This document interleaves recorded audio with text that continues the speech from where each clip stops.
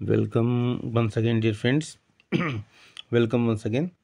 So, late bloomers students की series में एक बार मैं पुनः एक अगले वीडियो के साथ उपस्थित हूँ और हमारे ये जो LBS लेट ब्लूमर्स स्टूडेंट्स, तो इनके लिए मेरा जो प्रयास है, अगर इस प्रयास में मैं सफल होता हूँ तो ये मेरा सौभाग्य है।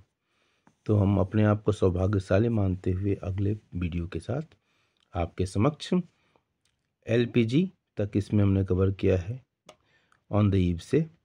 तो पहला क्वेश्चन है डैश इम्प्लाइज शेडिंग ऑफ। अब अगर यहाँ पर अब शेडिंग ऑफ का मतलब नहीं मालूम है तो आप इस क्वेश्चन को नहीं कर पाएंगे, इसलिए आपके पास वोकेबलरी जो वर्ड पावर है उसका भी सेट होना चाहिए, प्रीपोजिशनल वर्ड्स आपको समझ में आना चाहिए। इस तरह का सुन, और नहीं समझ में आया तो हिंदी का माध्यम देख लेंगे, तो इस तरीके से आपको समझ में आएगा। नहीं तो कभी कभी आता हुआ क्वेश्चन नहीं हो पाता है। Dash implies shedding of the ownership, मतलब हटा देना, शेड जिसे पत्ते झड़ते हैं ना, तो शेडिंग ऑफ द ओनरशिप, तो ओनरशिप को हटा देना। तो dash implies shedding of ownership और management of government owned enterprise. ठीक है, तो इसमें ऑप्शन है लिबरलाइजेशन, प्राइवेटाइजेशन, ग्लोबलाइजेशन और डिसइन्वेस्टमेंट। इसमें कई बार डिसइन्वेस्टमेंट क्या होता है, अगर इसको डिसइन्वेस्टमेंट पर रिसर्च करें अगर हम, तो ये हमारा ये कैपिटल रिसिप्ट्स का हिस्सा है। बजट वाले लेसन में भी आपने पढ़ा कैपिटल रिसिप्ट्स के स्रोत जो हैं बोरोइंग्स हैं, डिसइन्वेस्टमेंट है और नॉन डेप्ट क्रिएटिंग रिसिप्ट्स। तो इस तरीके से हमारा ये डिसइन्वेस्टमेंट कैपिटल रिसिप्ट्स का हिस्सा है। ठीक है, डिसइन्वेस्टमेंट से क्या होता है, और थोड़ा और रिवीजन कर लें तो ये हमारे एसेट्स को क्या करता है, घटाता है डिसइन्वेस्टमेंट, और लाइबिलिटीज़ को बढ़ाता है। ठीक है, एसेट्स को घटाएगा ये। एसेट्स किससे घटेगा, तो अगर डिसइन्वेस्टमेंट, सॉरी हम लाइबिलिटीज कह रहे हैं, कैपिटल रिसिप्ट्स की हम बात कर रहे थे। कैपिटल रिसिप्ट्स में क्या होता है, हमारे से डिसइन्वेस्टमेंट में हमारा एसेट्स घटता है, और जब लाइबिलिटीज बढ़ने की हमने बात अगर कर ही दी है यहाँ पर, तो हम बोरोइंग में लाइबिलिटीज बढ़ती है। तो फिलहाल हमारा डिसइन्वेस्टमेंट को केवल मैं बताऊँ तो डिसइन्वेस्टमेंट क्या है कि गवर्नमेंट अपने हिस्से को, शेयर को, उसको प्राइवेट सेक्टर को देता है, सब अपने हिस्से को बेचता है तो उसको पैसे मिलते हैं। तो डिसइन्वेस्टमेंट एक प्रोसेस है जो कैपिटल शिफ्ट का हिस्सा बन जाता है। चलिए ज़्यादा एलोबरेट करेंगे तो ये क्वेश्चन ही कन्फ्यूज जाएंगे। तो dash implies shedding of the ownership of the management of the government owned enterprise. तो गवर्नमेंट का जो मैनेजमेंट है वो क्या है, उसको कम कर देता है। किसको दे देता है, अब किसको देता है। तो लिबरलाइजेशन में क्या होता है, रूल्स एंड रेगुलेशन को ईज करना होता है। ग्लोबलाइजेशन क्या होता है, integration of the domestic economy the rest of the world, दूसरे देशों के साथ संबंध बनाना, जो आर्थिक संबंध।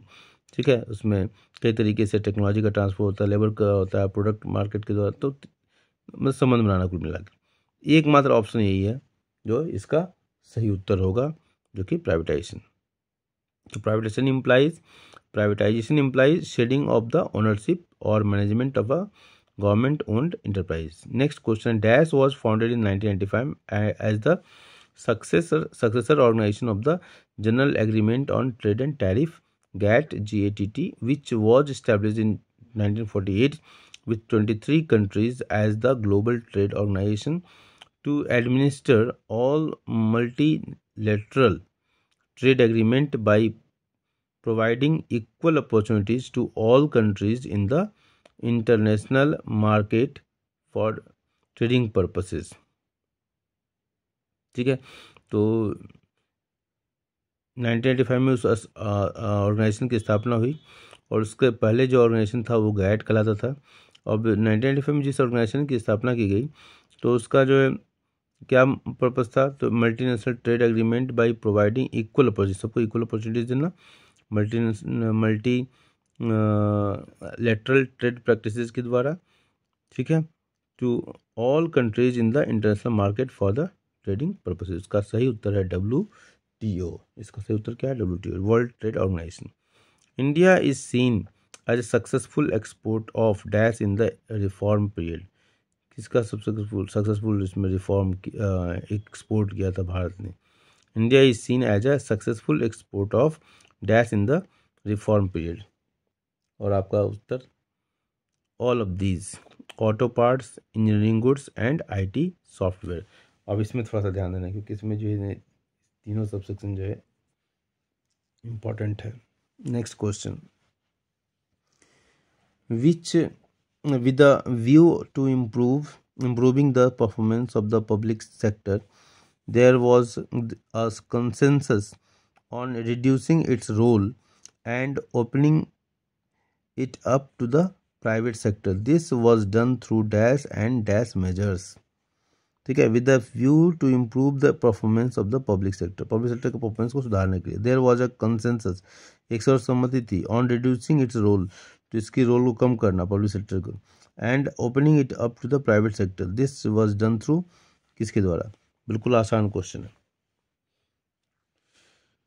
डिसइन्वेस्टमेंट के द्वारा और एंड लिबरलाइजेशन मेजर, और लिबरलाइजेशन के द्वारा. ठीक है, with the view to improve the performance of the public sector, there was a consensus on reducing its role and opening it up to the private sector. This was done through C. इसका answer सही है, disinvestment और liberalisation.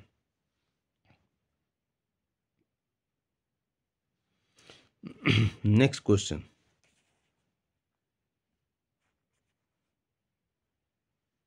ठीक, GST is applicable throughout the country with one rate for all types of goods and services. ये question 20 को एक बार दोबारा देखूंगा मैं. Reason GST is applicable through the country with one rate for one type of goods and services. अब इस question को देखना है. GST is applicable throughout the country with one rate for all types of goods and services. दूसरा reason दिया है GST is applicable throughout the country with one rate for one type of goods and services. एक rate हो, एक तरह की वस्तुओं के लिए एक तरह का रेट हो. और इसमें क्या है? अब ये तो बिल्कुल फॉल्स है. Applicable throughout the country with one rate for all types of goods. All types of goods पे एक रेट कैसे होगा? तो A is false, but reason R is true. GST is applicable throughout the country with one rate for one types of goods and services. ठीक है, तो इसका उत्तर क्या होगा? इसका उत्तर होगा assertion A is false and reason R is true. Next question, 23rd question.